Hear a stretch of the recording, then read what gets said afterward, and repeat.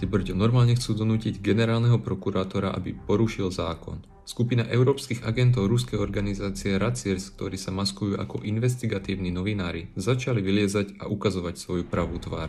Len čo sa v jednej európskej krajine začalo proti ním stíhanie za páchanie genocídy proti členom Alatra, ľudí, ktorí dodržiavajú zákony, sa roztrhlo nové vrece s negatívnymi článkami proti Alatra.